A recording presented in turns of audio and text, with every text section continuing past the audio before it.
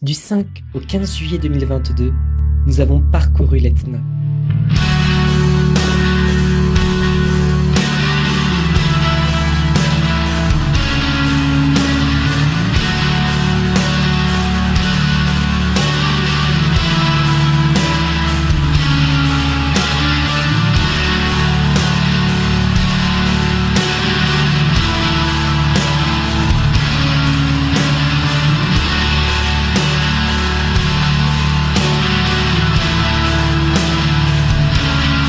L'Etna, ses multiples visages, des paysages si différents.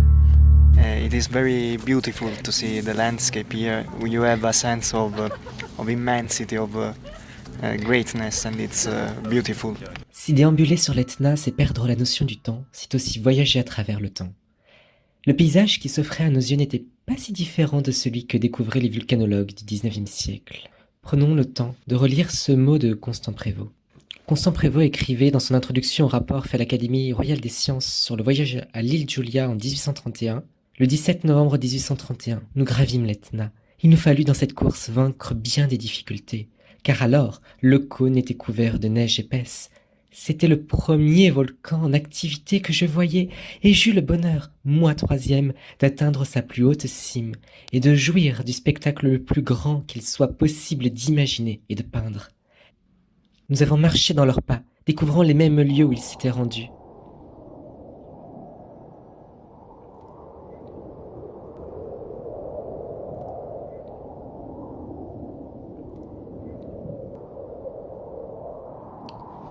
Certaines vues n'ont pas changé, excepté la végétation. Lorsque nous y étions, il n'y avait pas de neige. Il faisait plutôt beau, en plein mois de juillet.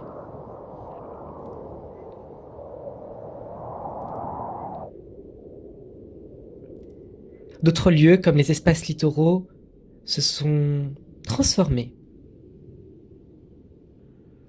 Les regards qu'hier, les savants portaient sur l'Etna, et que leurs dessins ou leurs croquis gardent en mémoire, font écho d'une manière troublante à tous ceux que nous avons réalisés nous-mêmes, et à ces regards que nous avons portés à notre tour, près de 2 siècles plus tard.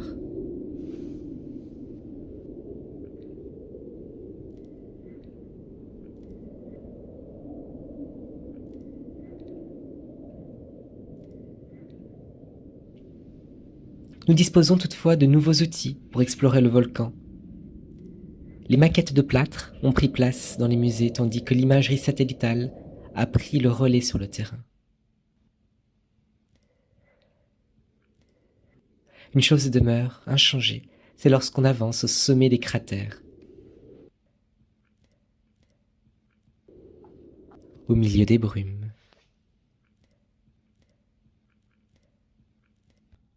Armés ou non de bâtons de marche, nous avons exploré l'Etna de long en large, sur des chemins qui n'étaient pas toujours aussi balisés que celui-ci. Ils ressemblaient davantage à ceci.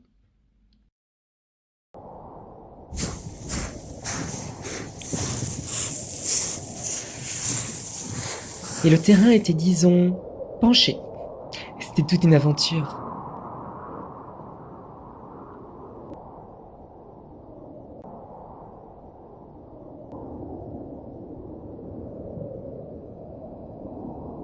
Nous dévalions les téfras. Après la peur, c'est un sentiment grisant.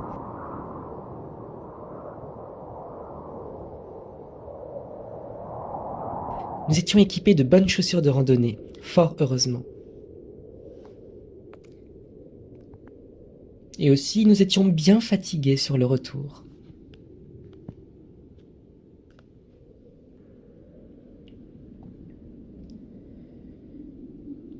Bien peu de choses ont changé depuis que les géologues d'hier se servaient de cartes comme celle-ci. Jusqu'à nous, aujourd'hui.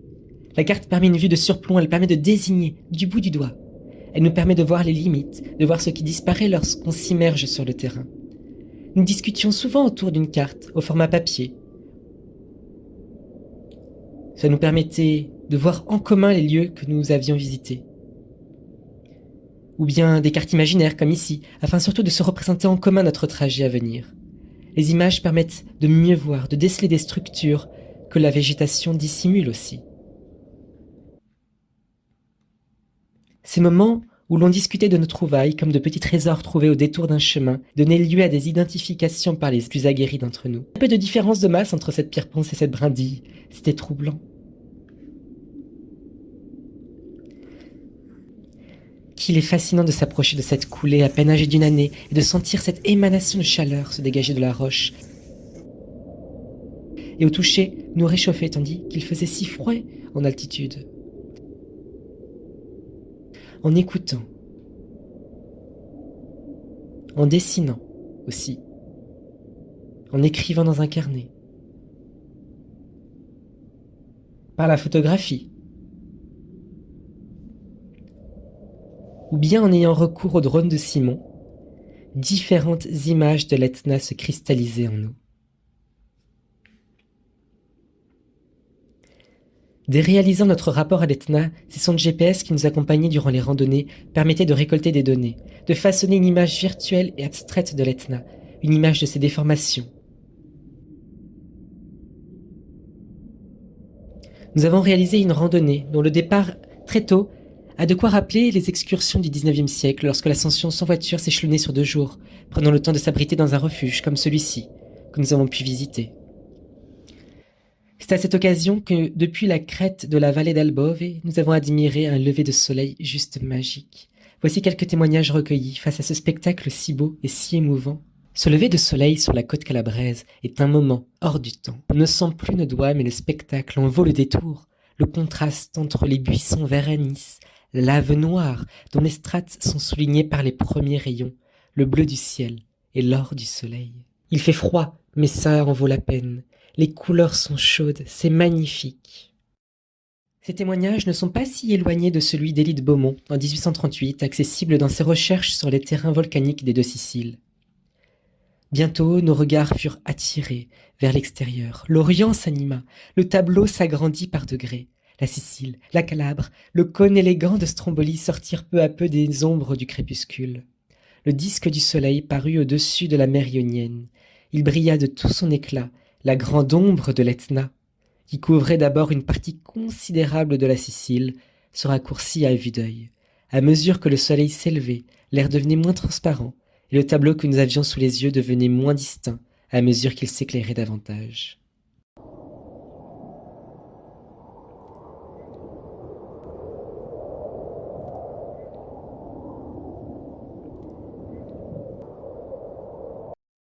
Ce stage de terrain était aussi l'occasion de comprendre ce qu'implique faire de la recherche, et ce que signifie faire partie d'un groupe.